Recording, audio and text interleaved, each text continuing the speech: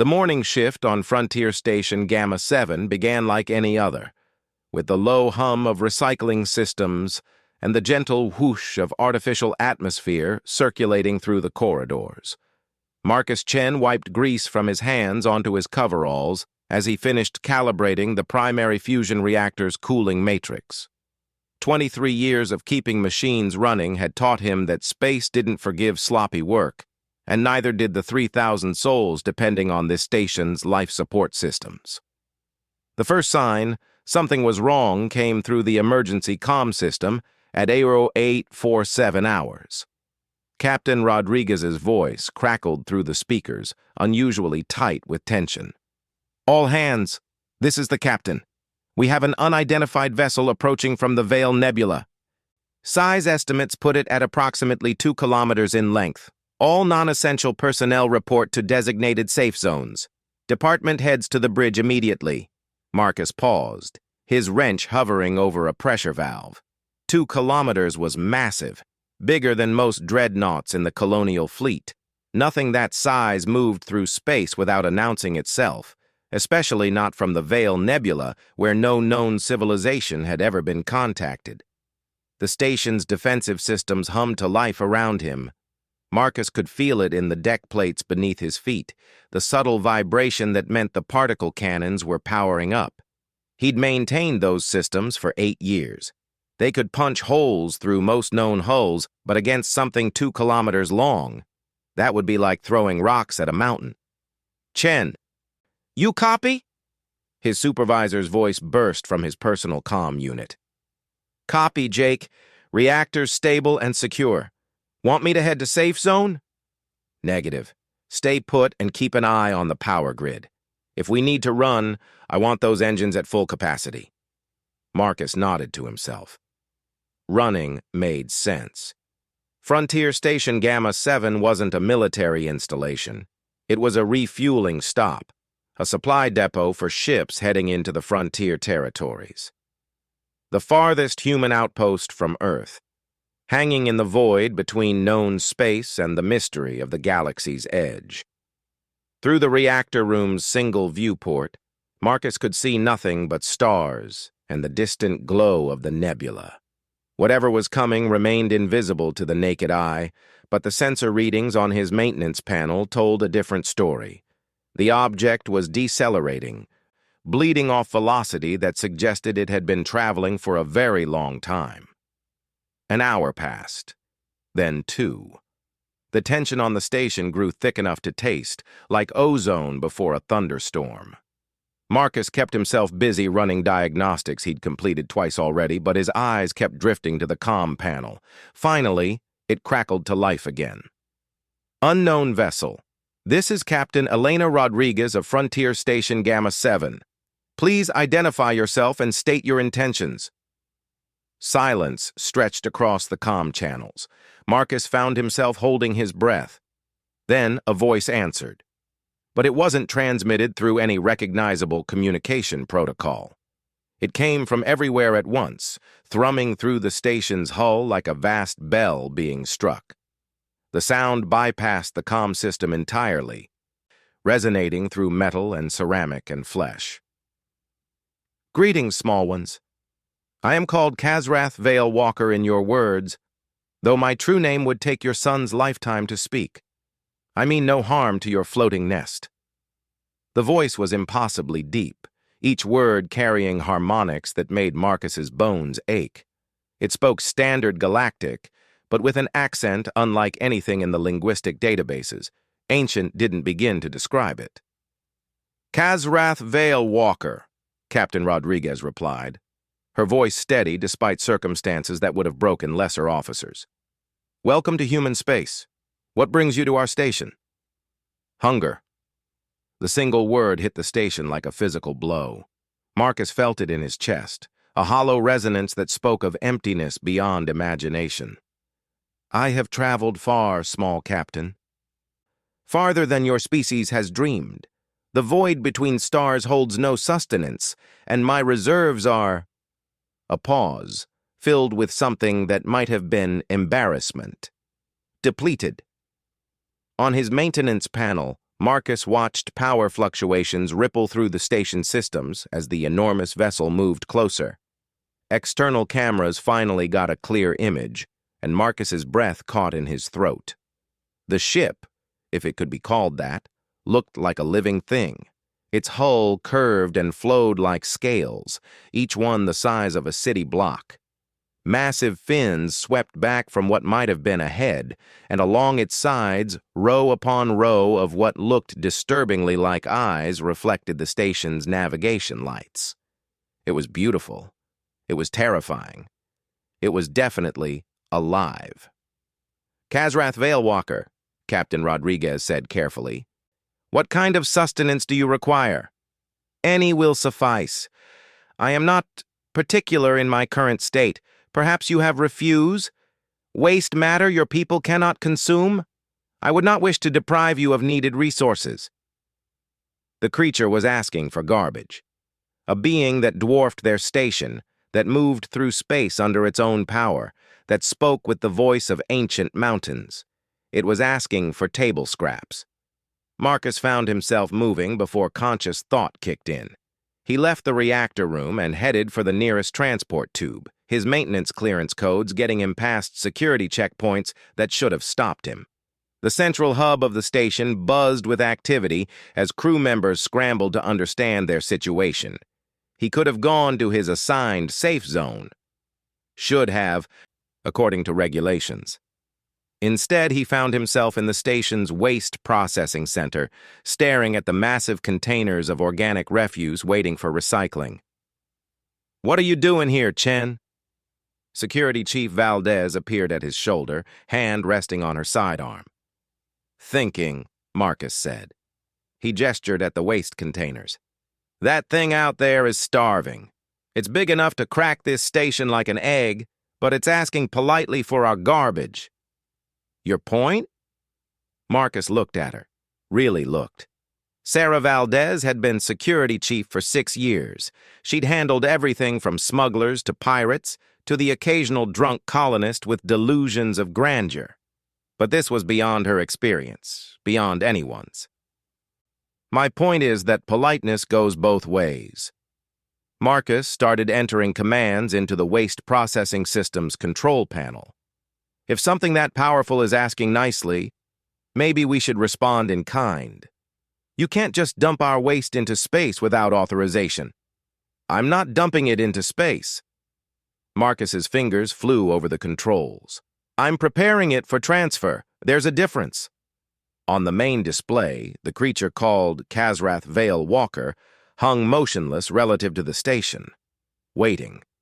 A dragon the size of a mountain, waiting patiently for an answer to its humble request. Marcus thought about his grandmother's stories, told during long winter nights on Mars Colony. Stories about dragons that could be grateful or terrible, depending on how they were treated. Stories about the power of kindness in the face of the unknown. "Chen to bridge," he said into his comm unit. "Bridge here. Chen, you're supposed to be in Safe Zone 7. "Captain, I'm in waste processing. The creature, Kazrath, it asked for refuse. I can package our organic waste for transfer.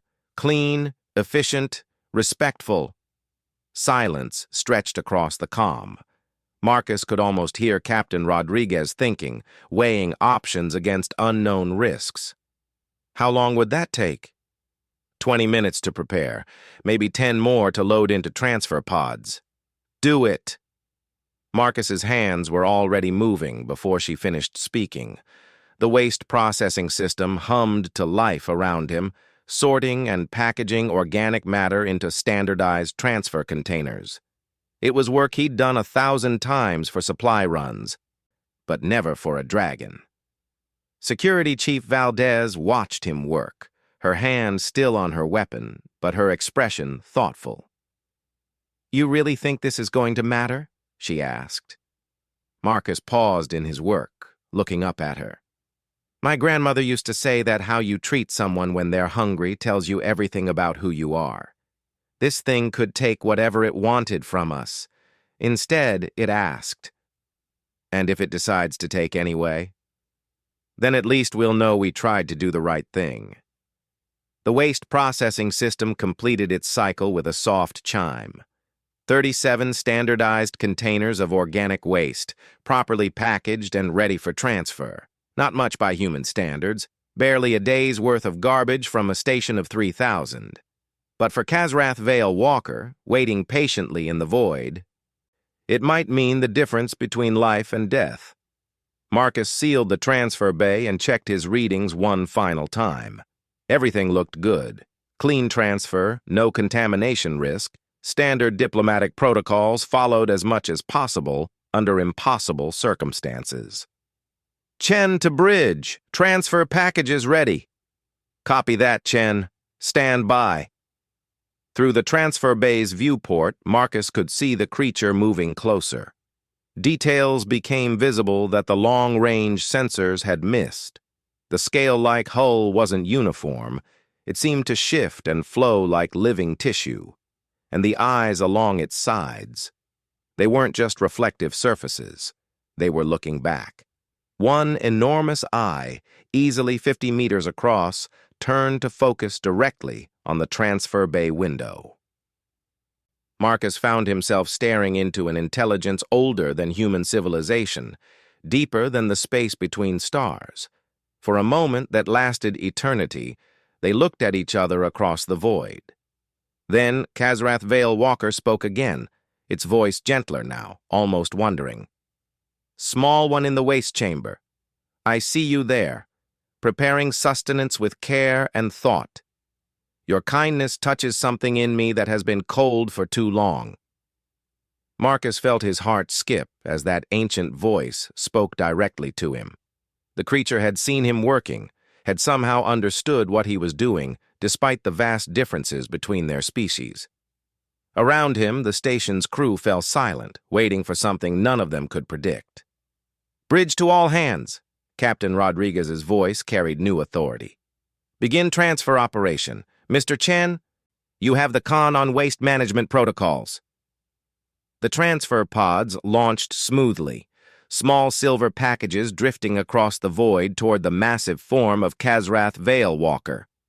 Marcus watched through the viewport as the creature extended what might have been feeding appendages, delicate structures that seemed impossibly graceful for something so enormous. Each container was opened with surgical precision, the contents examined and then consumed with obvious reverence. Marcus realized he was watching something that went beyond mere feeding. This was a ritual, a ceremony of gratitude that transformed garbage into something sacred. Remarkable, came the deep voice, now tinged with something that might have been relief. Not merely sustenance, but prepared with consideration. Packaged to prevent contamination. Organized by nutritional content. Small one, your people understand more than most. Captain Rodriguez's voice crackled through the comm system. Chen, get to the bridge, now!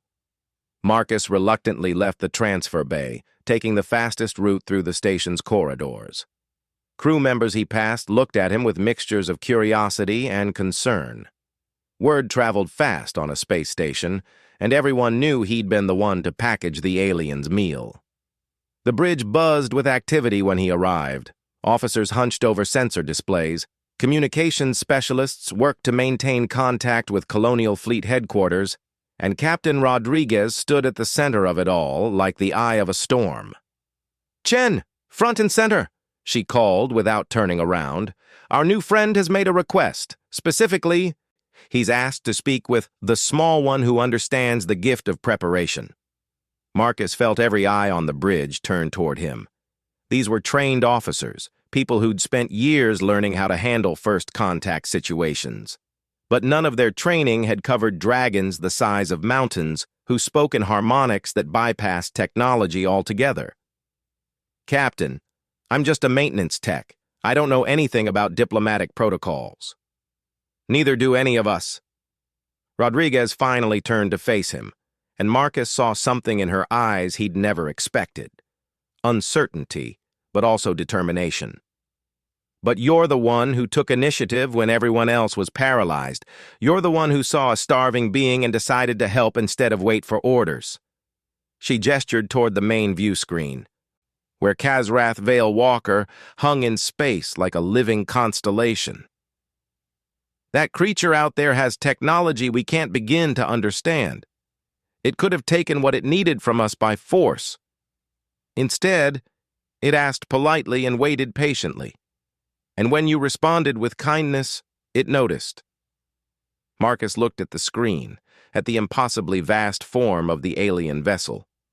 Up close, he could see details that made his engineer's mind race.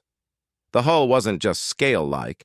It was some kind of biomechanical hybrid, living tissue integrated with technology that seemed to bend physical laws. Gentle currents of energy flowed along its surface like blood through veins. What does it want to talk about? I don't know. But Mr. Chen, I need you to understand something. This isn't just first contact anymore. This is potentially the most important conversation in human history, and somehow, you're at the center of it. Before Marcus could respond, Kazrath Vale Walker's voice filled the bridge again, that bone-deep resonance that made speaking seem like a crude approximation of true communication. Small one called Marcus Chen.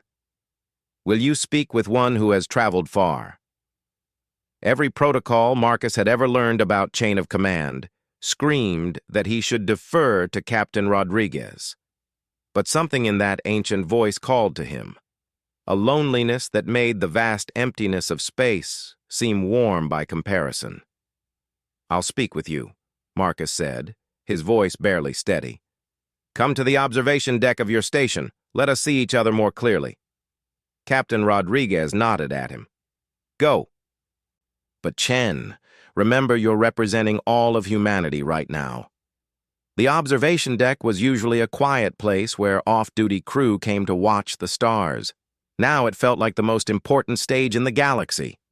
Through the transparent aluminum barrier, Marcus could see Kazrath Vale Walker in its full glory, so close that individual scales were visible as surfaces the size of football fields. That enormous eye turned toward him again, and Marcus felt the weight of attention from a mind older than human civilization. You are not what I expected. The voice came softly now, almost gentle. When I first detected your species, I sensed the usual patterns: fear, aggression, territorial behavior, standard responses from young civilizations. But you responded differently. Marcus found his voice. You were hungry. It seemed like the right thing to do. The right thing. The words carried harmonics of amusement, but not mockery. Such a simple concept. Yet I have traveled through territories of a dozen species, and none offered what you freely gave. They demanded payment, or sought advantage, or simply refused out of fear. Maybe they didn't understand you were asking for help. Oh, but they did. Hunger speaks the same language across all species, young Marcus Chen. But understanding and compassion are different things entirely. Through the viewport, Marcus could see movement along the creature's massive form.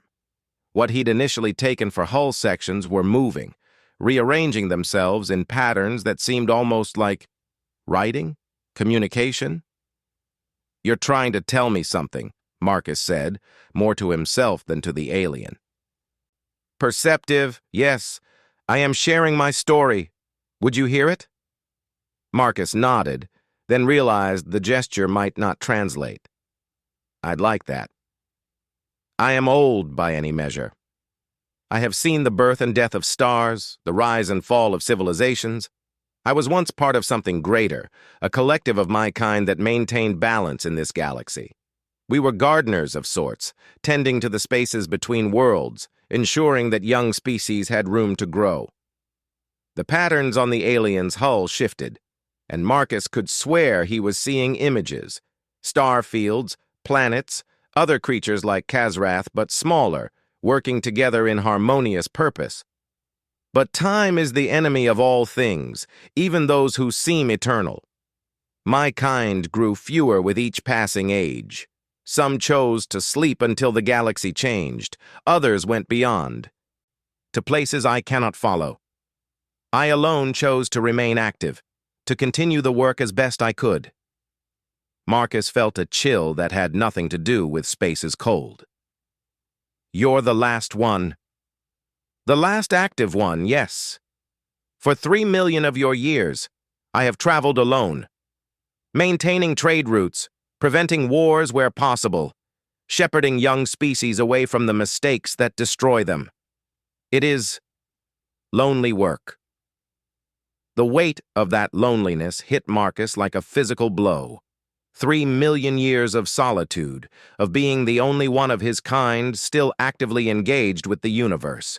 It was a span of time so vast that human civilization was barely a footnote in comparison. But you kept going. I kept going because the work mattered. Because every species I helped had the potential for something greater. Because... The voice paused, and Marcus sensed something like vulnerability. Because I hoped that someday I would encounter kindness that asked for nothing in return. Marcus looked up at that enormous eye, seeing his own reflection dwarfed by its vastness. Is that what happened today? Today, a young species offered sustenance to a stranger without demanding payment or explanation. Today, a single individual saw need and responded with compassion. Today, I was reminded why the work matters. The patterns on Kazrath's hull shifted again, and now Marcus could see something that looked like a star map, but one that encompassed territories far beyond human space. I have knowledge, young Marcus, locations of worlds rich in resources your species needs, technologies that could advance your civilization by millennia. Star charts leading to regions where other young species are taking their first tentative steps into the galaxy. Marcus's breath caught. What the alien was offering could change everything for humanity. Access to resources, technology, contact with other civilizations. It was beyond any first contact scenario the colonial fleet had ever imagined. But I'm just a mechanic, Marcus said. I fix reactors and maintain life support systems. I'm not qualified to negotiate for my species. Qualification is not determined by title or training, Kazrath replied. It is determined by character. You saw a need and filled it. You responded to strangeness with curiosity rather than fear. You treated an unknown entity with respect rather than suspicion. The alien's massive form shifted slightly, and Marcus realized it was moving closer to the station. But instead of threatening, the movement felt protective, like a guardian settling in to watch over something precious. Your Captain Rodriguez is wise, but she thinks in terms of protocols and procedures. Your species leaders will want contracts and guarantees. But you, Marcus Chen, you simply wanted to help someone who was hungry. That is the qualification that matters. Marcus felt the weight of cosmic significance settling on his shoulders. Here was a being older than human history, offering to share the accumulated wisdom of millions of years. And somehow, through a simple act of kindness, he'd become the focal point of humanity's future. What happens now? He asked. Now, Kazrath said, and Marcus could hear something like contentment in that ancient voice. I teach you things your species will need to know, and you, in return, remind me why the work of protecting and nurturing young civilizations is worth continuing. The star map on the alien's hull pulsed gently, each point of light representing possibilities Marcus couldn't even imagine. But underneath the overwhelming scope of what was being offered, he felt something simpler and more profound. The connection between two beings who'd found understanding across the vast differences that separated them. I'm ready to learn, Marcus said. And in the depths of space, ancient eyes that had seen the birth of civilizations filled with something that might have been hope. 3 days later, Marcus found himself sitting in the most unlikely classroom in human history. The station's main cargo bay had been converted into a meeting space where Kazrath Vale Walker could project holographic interfaces that Marcus could interact with directly. The alien had somehow managed to miniaturize its consciousness, creating a localized presence that felt less overwhelming than the mountain-sized entity floating outside. The holographic form that spoke with Marcus appeared as a serpentine figure about the size of a human, covered in scales that shifted color with its emotional state. Right now, those scales showed deep blues and greens. What Marcus had learned meant contentment and focus. "Your species fascinates me," Kazrath said, manipulating a three-dimensional star chart with elegant gestures. "Most civilizations at your level of development are locked into rigid thinking patterns. But humans, you adapt. You improvise. You find solutions that should not work, yet somehow do." Marcus studied the star chart floating between them. It showed a region of space about 50 light-years from Earth, dotted with systems marked in different colors. "Green systems have worlds suitable for colonization," Kazrath explained. "Yellow systems contain valuable resources, but require careful approach, stellar phenomena that could destroy ships using standard faster-than-light drives. Red systems. Those should be avoided entirely until your species is much more advanced." "And these blue ones?" Kazrath's scales shifted to a warmer golden hue.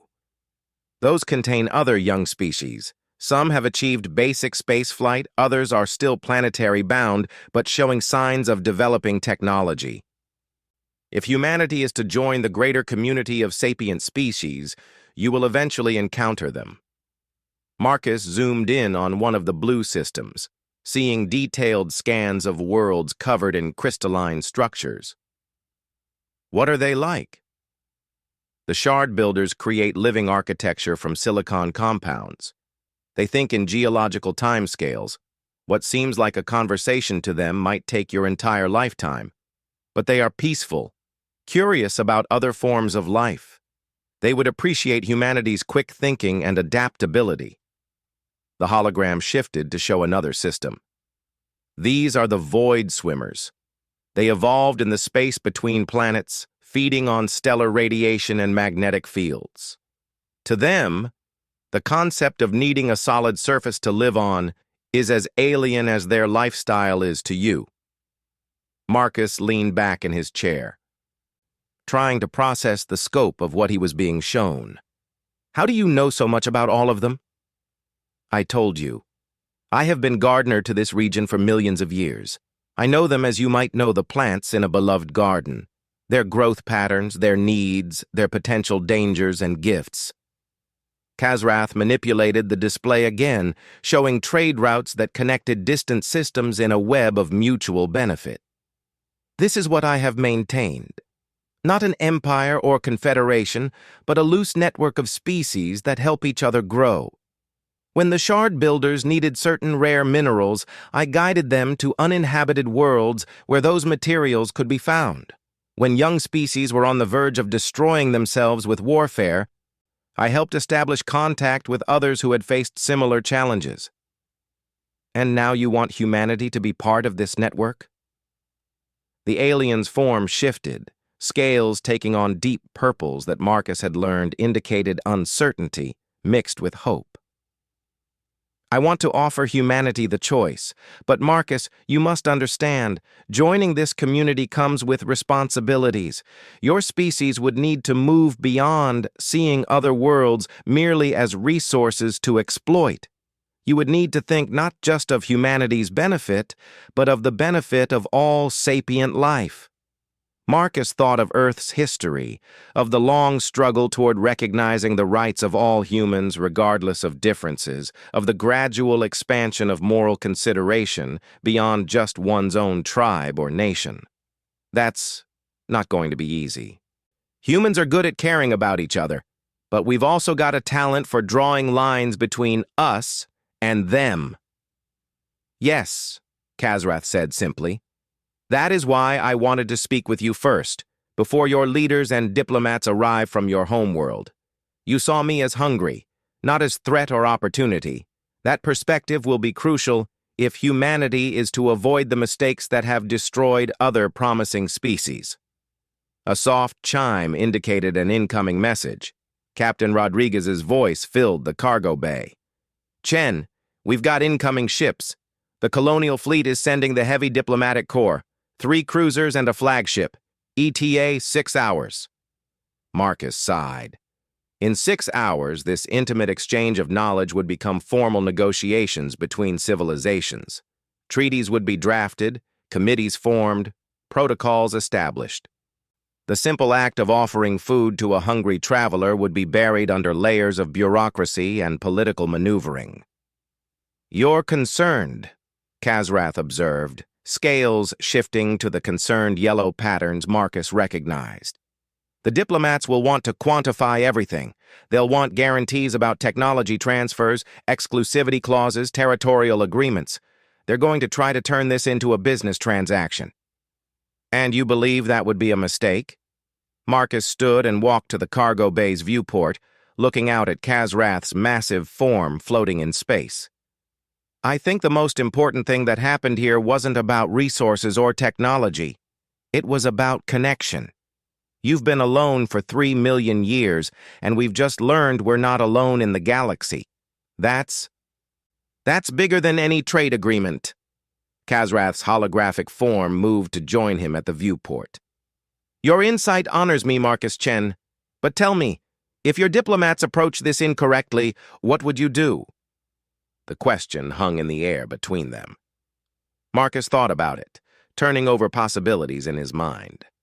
Standard diplomatic procedure would involve months of negotiation, careful vetting of any information Kazrath shared, probably attempts to verify claims through independent exploration. All logical, all reasonable, and all likely to miss the point entirely. "I'd remind them that you're not a resource to be exploited," Marcus said finally. "You're a person who chose to help us because we showed you kindness. And that relationship is worth more than any technology or star charts you might share." The alien's scales brightened to brilliant gold. "And that, Marcus Chen, is why you will be humanity's representative to the community of sapient species." "Wait, what?" Marcus turned to stare at the holographic form. "I told you I'm just a mechanic. I don't have the training for—" "You have something more valuable than training. You have wisdom. And perhaps more importantly, you have earned the trust of one who does not give it lightly." Kazrath gestured, and new displays appeared in the air around them. Contract forms, but unlike any Marcus had seen. Instead of dense legal language, they were written in simple, clear terms that focused on mutual respect and benefit. "I have prepared documents for your diplomatic corps," Kazrath explained. "Technical specifications for improvements to your faster-than-light drives that will reduce travel time by 60% while increasing safety margins. Locations of 7 uninhabited worlds perfect for human colonization." Introduction. Protocols for contact with 3 species that have specifically requested to meet humanity after I shared stories of your kindness. Marcus scanned the documents, his engineer's mind automatically grasping the implications of the technical improvements alone. The drive modifications would revolutionize human expansion into space. The new worlds could house hundreds of millions of colonists, and first contact with 3 alien species. "This is worth more than most civilizations accumulate in centuries," he breathed. "Yes, and I offer it freely, with only one condition." "What condition?" Kazrath's form moved closer, and Marcus felt the weight of ancient attention focusing on him. "That you, Marcus Chen, be appointed as humanity's liaison to our community, not as a diplomat bound by political considerations, but as a guardian of the relationship between species. Someone who will ensure that humanity's growth benefits not just humans, but all life in our region of the galaxy." The magnitude of what was being offered hit Marcus like a physical blow. Not just the resources and technology, but a role that would fundamentally change the course of human history. And Kazrath was offering it all based on Marcus's simple decision to treat a hungry stranger with kindness. Why me? Marcus asked. There are people with better education, more experience with... Because when faced with the unknown, you chose compassion over fear. Because you saw need and responded without calculating benefit to yourself. Because in 3 million years of traveling this galaxy, I have rarely encountered such pure kindness. A new sound echoed through the station. The arrival alert for incoming ships. The Colonial Fleet Diplomatic Corps had arrived early. They're here, Marcus said unnecessarily. Yes, and now you must choose, Marcus Chen. Will you accept the responsibility I offer? Will you be the bridge between humanity and the greater community of sapient life? Marcus looked out at the stars, thinking of all the species Kazrath had described, all the possibilities that lay waiting in the dark between worlds. 3 million years of loneliness ending because someone offered food to a hungry traveler. The beginning of humanity's true journey into the galaxy, made possible by a simple act of kindness. I accept, he said quietly. Kazrath's form brightened to colors Marcus had never seen before, scales shifting through spectrums that spoke of joy so pure it transcended species barriers. Then let us greet your diplomats together, the ancient being said, and let us show them that the greatest strength any species can possess is not technology or weapons, but the courage to extend friendship to the unknown. As the airlock cycled to admit the first wave of diplomats and officials, Marcus felt the weight of cosmic responsibility settling on his shoulders. But underneath that weight was something lighter and more powerful, the knowledge that sometimes the most important moments in history began with someone simply deciding to help. The future stretched out before them, vast and full of possibilities none of them could imagine. But whatever came next, Marcus knew it would be built on the foundation of that first simple exchange. A hungry traveler asking politely for help, and a human choosing to respond with kindness. And in the depths of space, ancient eyes that had seen civilizations rise and fall watched with something that had been missing for 3 million years, hope for what tomorrow might bring.